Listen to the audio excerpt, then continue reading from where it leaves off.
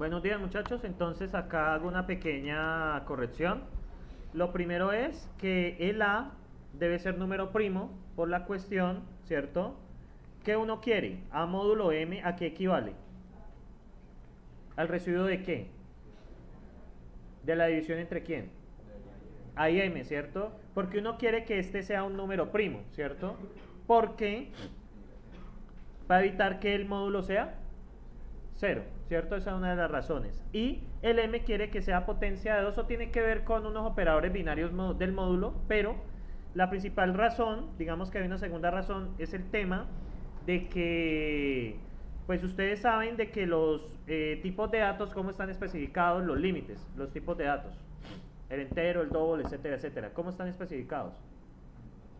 En 2 elevado a la algo, ¿cierto? ¿Son potencias de qué?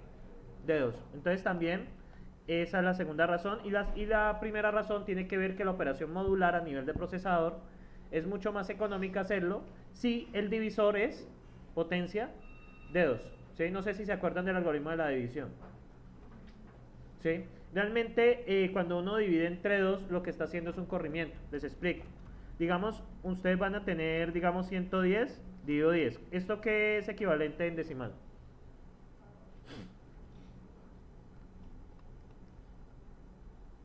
¿Eso qué es equivalente? Pues esto es 2 más 4 más 8, da 12. ¿Sí? ¿Sí me siguen?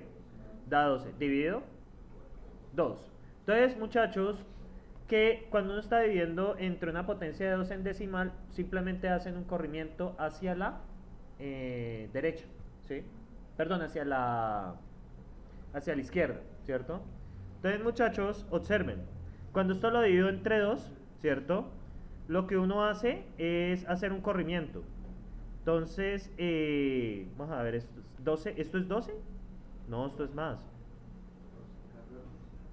Eso es 14.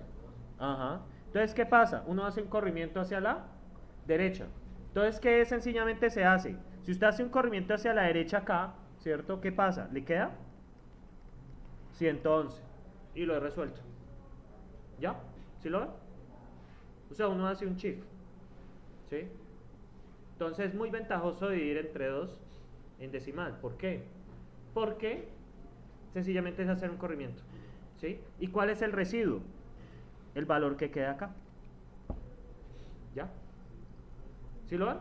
Ahora, si divido entre 4, ¿cierto? Por ejemplo, divido entre 4, digamos este número entre 4. ¿Este número cuál es? ¿Este número cuál es? El de acá arriba. Esto es 16 más 8, 24. ¿Y 24 más 2 cuánto da? 26. Entonces, si lo divido entre 4, no va a dar exacto, ¿cierto? Entonces, ¿qué pasa, muchachos? Entonces, aquí, como estamos dividiendo con dos ceros, ¿cierto? Se hace un corrimiento de 2. Entonces, ¿qué le va a quedar? Va a quedar 110. ¿Cuánto es 110? 6 por 4, ¿cuánto les da? 24, ¿cierto? Y el residuo es 10, que es 2. 24 más 2, 26. ¿Sí lo ven? A nivel de procesador, hacer una división en algo de potencia de 2 es muy sencillo, ¿sí?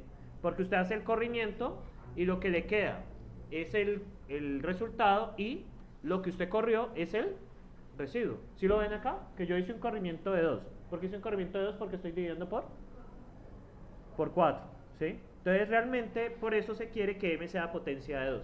Esa es la razón, ¿sí? No sé si se acuerdan de arquitectura. Esa es la razón de fondo, ¿sí? Porque para el procesador hacer una división entre 2 es muy sencilla, es simplemente un switch, un shift. ¿Y dónde saca el residuo? De los números que quedaron por fuera, ¿sí? Ya. Entonces esa es la razón, y A debe ser un número primo. Corrijo esto porque tuve una imprecisión hace 8 días. ¿Listo? Entonces, ¿tienen preguntas sobre eso? Bueno, y con respecto al de Fibonacci, que pues vimos que dio un periodo largo, toca esperar a que dos números coincidan. ¿Sí? ¿Se acuerdan de esto que hicimos la clase pasada? ¿Sí? ¿Qué será el generador de Fibonacci? ¿Aditivo o multiplicativo? No, dice aditivo. Aditivo. Entonces, ¿qué pasa, muchachos? ¿Ustedes qué ven aquí? Ustedes deben encontrar un momento en que dos números se repitan, ¿cierto? Entonces es complicado. Entonces, el generador es bastante bueno, ¿cierto? Pero, ¿qué pasa? Uno encontrar dos secuencias que se repitan, ¿cierto? Toma más tiempo. Este tiene más periodo que ¿quién? Que el generador congruente lineal. ¿Qué pasa entonces con el periodo del Fibonacci? Depende, ¿sí? Depende cómo esté. O sea, no es fácil sacar un periodo teórico, ¿sí me siguen? En el generador de Fibonacci. ¿Sí me siguen allí? ¿Cuál era el periodo teórico en el generador congruente lineal? El M, ¿cierto? Ahora bien, aquí no es sencillo, ¿sí? No se puede especificar con una fórmula. Entonces, por ejemplo, si yo les llego a preguntar en el parcial a ustedes que cuál es el periodo teórico del generador de Fibonacci, si me responden M, ¿qué pasa? Está malo. La respuesta es depende de cómo esté. Sí, depende de las condiciones del generador. Sí, ya depende. Sí, no se puede decir a ciencia cierta. Sí. Como un generador no lineal, es muy difícil. Y otra aclaración acá, ¿cierto? Que ustedes ven que el A acá no es un número primo, ¿cierto? ¿Sí lo ven? ¿Sí lo ven acá? Pero este es un número con pocos divisores. Esa es la respuesta que les puedo dar. ¿Sí? O sea, no es un número precisamente primo, pero es un número con pocos divisores. Ese fue lo que especificaron en el artículo de Park en 1978, que ustedes lo van a leer tranquilos, ¿cierto? Muchachos, está en inglés también. ¿Sí? Entonces, en este generador hablan que hay una demostración de que esto es un coprimo realmente. ¿Sí? Uno lo derivas por la multiplicación de dos números primos. ¿Sí? Entonces, por ahí una teoría hay una demostración que hacen pues que esos números tienen pocos divisores. ¿Sí? Eso es lo que ellos hacen. De hecho, el artículo yo lo tengo. En el artículo hablan eso. ¿Sí? Pues como para... Es que la clase pasada fue terrible para mí por esa berraca alergia. ¿Sí? Por eso no utilicen lociones tan... ahora ya todo el mundo llega con loción buena. Sí, venga les muestro, este es el artículo, ¿sí? Este es el artículo de 1978, el de Park. Bueno, por acá explican, aquí hay mucha bla bla, pero vamos, bueno.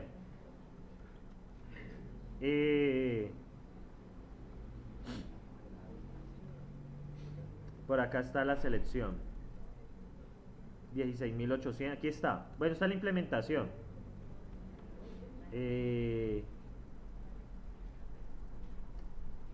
Ya. Miren acá. Bueno, realmente eso vino de otro artículo. El multiplicador A igual 7 a la 5 fue sugerido por Lewis en 1969 basado en que esto tiene, miren lo que dice acá. El periodo de función. Sí, yo después me remití a ese artículo y hablan de que eso es un coprimo. ¿Sí?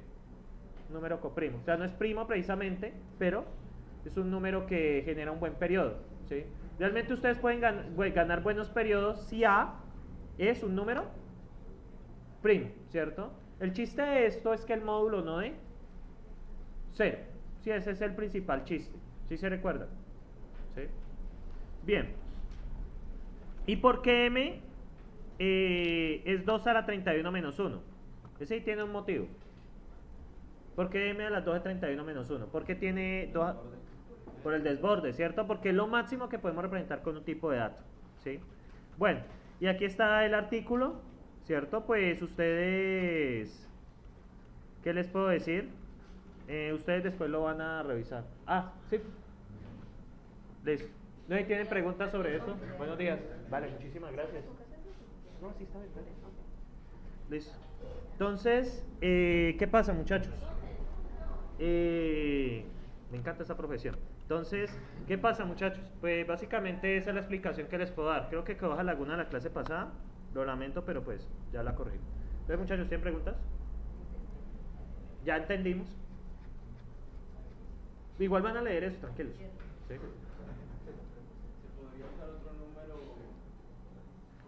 ¿Sí? Sí.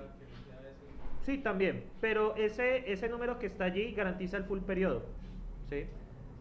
Básicamente, esa es la respuesta que te puedo dar. Sí, se puede utilizar otro número, ¿cierto? De hecho, él prueba con varios números primos de la forma... No sé si recuerdan esto, ustedes. Que un número primo, hay una teoría que dice que muchos números primos se pueden poner de la forma 2n menos 1. ¿No lo recuerdan? ¿O no? ¿Sí? Entonces, por ejemplo, esta funciona con varios. 2 a la 2 menos 1 queda 3. 2 a la 2 menos 1. Ah, perdón, 2 a la 3 menos 1. 7. 2 a la 4 menos 1. 15. Bueno, y falla, ¿cierto? Entonces, él empieza a probar. Es que realmente la relación entre A y M. ¿Sí? Eso es un poco más complejo que eso. Él prueba con varias secuencias, ¿sí? Y hace una demostración matemática que precisamente este lado 7 a la 5, con este 2 a la 31 n menos 1, precisamente da el periodo más largo. O sea, está garantizado que sea el periodo más largo. Esa es la respuesta que le puedo dar, ¿sí? Es que si ya entro al coprimos, tengo que entrar a una teoría ahí maluca. ¿Sí? Una preguntita muy a otro tipo de series para modelar eso. ¿Cómo? Resultados.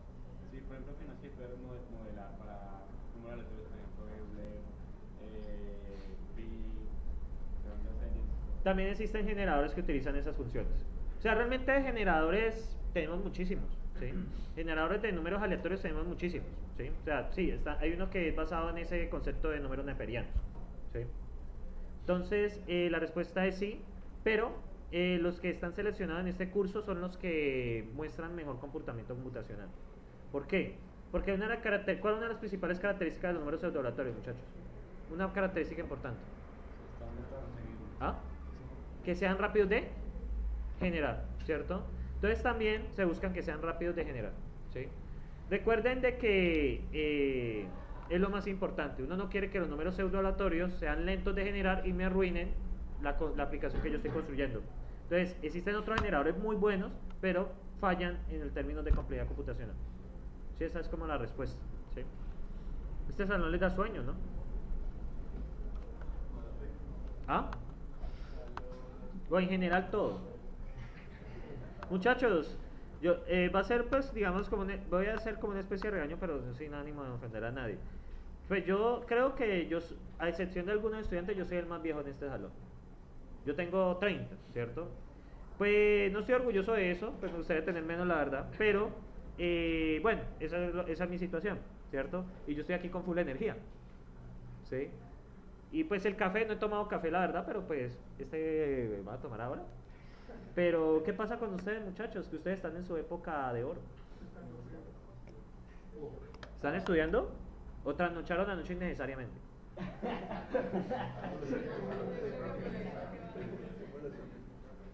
Muchachos, aprovechen ahí. Después de hecho, un profesor que es mi director de tesis, tiene ya 42, si no estoy mal, y él me dice, vea, usted está en su edad afortunada, me lo dice a mí, porque usted aún puede tener energía, pero cuando uno ya llega a cierta edad, ya se vuelve se cansa muy fácil. Entonces es muy triste, ¿sí? Entonces, muchachos, los dice alguien que está como por la mitad por ahí. Yo ya, por ejemplo, ya no puedo cometer abusos con el tiempo, yo ya necesito dormir al menos 6 horas para estar bien. Y constantemente. Yo, por ejemplo, estoy haciendo un esfuerzo, me estoy acostando a las 11, ¿sí? Porque es que me tengo que levantar a las 5 pues para llegar aquí a tiempo. Pero la vaina es que ustedes perfectamente pueden pasarse varios días sin dormir. No les pasa nada. A mí también me da el tic en el ojo, pero eso es por mi problema de miopía, ¿sí? Eso me lo explicaron. Me imagino que en tu caso también. Eso es porque miopía o estigmatismo. Los que tenemos esos problemas nos pasa eso, ¿sí? Pero a la mayoría que no usan gafas, no les pasa nada. Y ustedes, y cuando yo los veo acá, muchachos, es más con sueño, dormidos. Debería estar diciendo que acá no haber simulación. No, mentira, eso es difícil de vender, ¿sí? Eso es como tratar de vender FLP. Entonces, esto es más chévere que FLP. Y les comento que aunque en la reforma curricular creo que va a quedar mejor ubicado. Ya, luego les cuento un poco sobre eso. No, que FLP quedó en quinto y en cuarto queda FDP. Programación, eso va a ser programación procedural del primer semestre. Deme el curso de procedural y yo los colo, no me preocupes. No, la idea es no colar gente. Lo que pasa es que Lo que pasa es que la deserción viene mucho porque, digamos, el estudiante al principio se enfrenta con algo grande. Principio. Sí. Entonces la idea es que el estudiante darle como más ayuda. Entonces...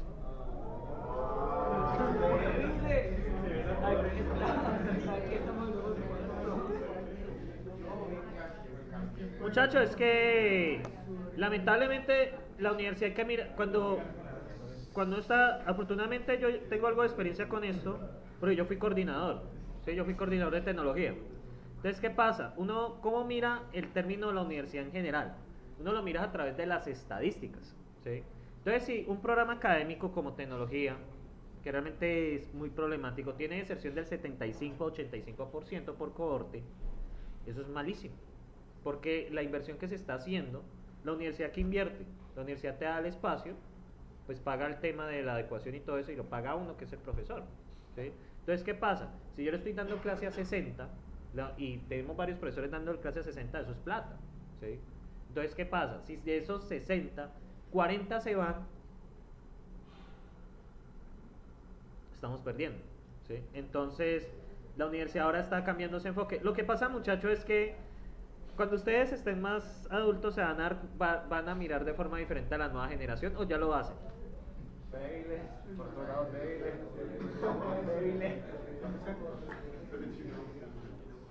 ¿Ustedes prefieren opinar? Entonces, ¿qué pasa? De hecho, muchachos, yo soy de una generación pasada y yo sé que ustedes son diferentes a mi caso, ¿sí? Entonces, pues la universidad también se debe adaptar a ello, ¿sí? Porque, o sea, así son las cosas. Entonces, por eso, de hecho, va a cambiar la forma de evaluar, ¿sabía? Va a ser a través de rúbricas. Sencilla, o sea, ¿qué va a hacer? Normalmente cuando usted hace un parcial, pues haga todos los puntos y ya. Eso es lo que estamos acostumbrados. No, eso va a cambiar. Ahora hacer, cumpla las rúbricas. Si usted cumple las rúbricas, pues yo no tengo más opción que ponerle 5. Con carita feliz. Es que la evaluación es así. Una rúbrica, vale. Una rúbrica, por ejemplo, yo les voy a explicar con un ejemplo. Una rúbrica de este tema, ¿cierto? Puedo hacerlo, el ejemplo acá. Una rúbrica de este tema, por ejemplo, tema, concepto. ¿Cuál es el concepto? Es que estas diapositivas no sé por qué salieron tan grandes. Entonces, les voy a mostrar. Yo no me siento capaz de evaluar todavía. Así. Entonces, una rúbrica, ¿qué es? Les voy a dar un ejemplo. Por ejemplo, el tema es generadores de números pseudo, ¿cierto? Entonces, en una rúbrica uno diseña niveles de conocimiento, ¿sí? Que eso es lo que uno entra a mirar en una evaluación. Primero, nivel 1. El estudiante no identifica, digamos, una buena, un generador, ¿cierto? Tiene problemas. Ese es el nivel 0, el nivel más bajo, ¿sí? Nivel 1. El estudiante entiende los generadores, ¿cierto? Más no comprende, digamos, que podría aquí ser un conocimiento intermedio. Más no comprende el funcionamiento, digamos, o el porqué de las variables, ¿sí? Ese es nivel 2. Nivel 3. El estudiante entiende los generadores y analiza sus parámetros. Esto nos va a hablar de las mejores universidades de Latinoamérica. Exactamente, la Universidad del Valle se va a convertir en esto, ¿cierto? Digamos que yo estoy de acuerdo, es necesario replantear las cosas, no podemos seguir igual porque no está funcionando bien, ¿sí? Además que hay una desconexión entre estudiante y profesor, ¿sí? Terrible. Entonces, ¿qué pasa? Pues la idea es que la evaluación sea, se me cayó por acá, ¿no lo ves por ahí? Bueno, tengo que recogerlo. Ya lo vi, gracias. Entonces, ¿qué pasa con esto? La idea es que el estudiante tenga claro lo que se le está evaluando. Pero ¿cuál es el problema con esto? Que lo hemos hablado mucho. Es que, por ejemplo, si yo colocase un punto en un parcial, ¿cierto? Digamos, yo coloco 5 puntos y yo coloco un punto en el cual usted puede cumplir todas las rúbricas. ¿Qué pasa con el examen? No puedo poner otra nota, ¿sí? No puedo. Entonces, el problema es que, Por ejemplo, en mi caso, digamos, la mayoría de profesores no nos sentimos capacitados en diseñar rúbricas, ¿sí? Ese es uno de los grandes problemas. Y segundo, ¿usted imagina una rúbrica mal aplicada? Por el lado negativo, que realmente lo que usted está haciendo no permite cumplir las rúbricas. ¿Qué pasa ahí? No se puede sacar 5, ¿sí? Entonces, esto es de cuidado. Entonces, muchachos, una de las... Dígame. Yo tendría un aporte, yo diría que no tanto como rúbrica, sino de pronto que manejaran el plan académico con que el pasar el semestre fuera un proyecto global que se pudiese aplicar todas las cosas.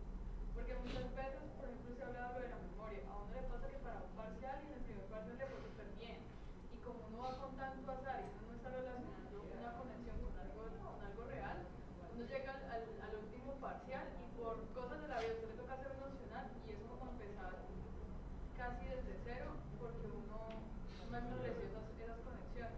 Sí. Y cuando uno hace un proyecto que de verdad involucra todo, uno aprende, uno se le queda como que ay, yo hice tal cosa por tal y tales cosas. Sí, de hecho también hablan acerca de la integración curricular. La verdad es que la reforma curricular es una cosa grande que se viene, grande, ¿sí? Se supone que es para, ya entra a discusión en Consejo Académico y Superior el próximo año. O sea, algo, de hecho, otro cambio que se viene, a usted no les va a tocar, pero otro cambio que se viene es el hecho de que ya van a exigir inglés para graduarse. Es que es necesario. O sea, estamos atrasados con eso. Las universidades privadas, muchachos, usted se va para Universidad ICES y Universidad Javeriana, que son las universidades privadas que ahorita tienen mejor reconocimiento en la región. Allá toca hacer un examen de inglés para poderse graduar.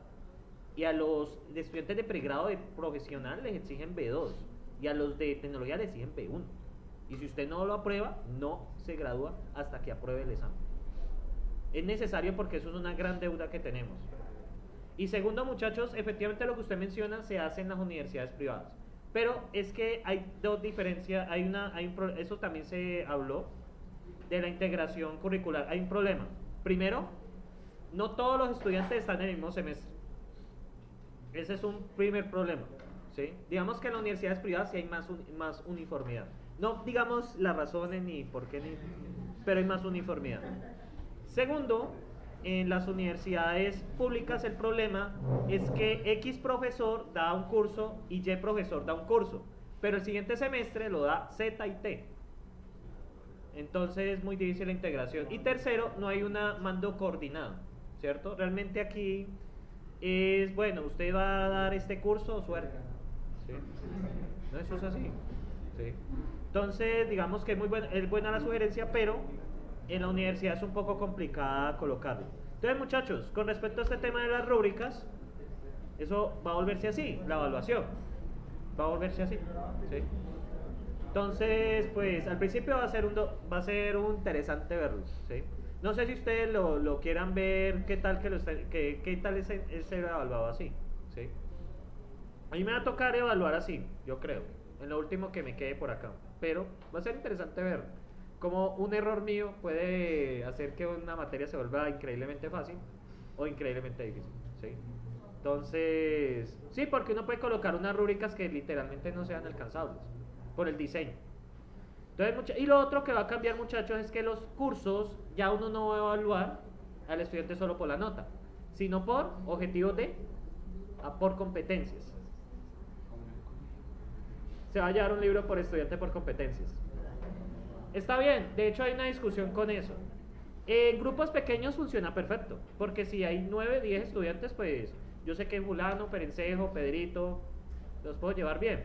Pero imagínense en este grupo de 40, que yo escasamente me les el nombre como a 5 estudiantes. ¿Qué uno hace ahí? Entonces, es una de las cosas que está en discusión, pero la universidad va a llevar para eso, ¿sí? Va a cambiar, el modelo tiene que cambiar, todos estamos de acuerdo, ¿o no? Como se enseña, tiene que cambiar, ¿sí? Ahora, cómo se está planteando, no sé, pero pues toca, yo estoy abierto como qué va a pasar. Hay profesores que sí están muy cerrados, porque es que uno tiene resistencia al cambio, ¿sí? Y es un cambio tremendo que se viene. Y ingeniería de sistemas va a cambiar mucho, ¿sí? Muchísimo. Nuestro pensum va a cambiar. Pues van a haber 2 fases para empezar.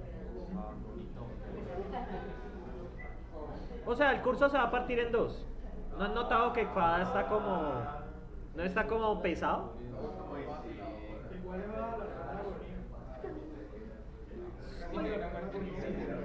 Pero esta tendrá dos partes, la 1 y la 2.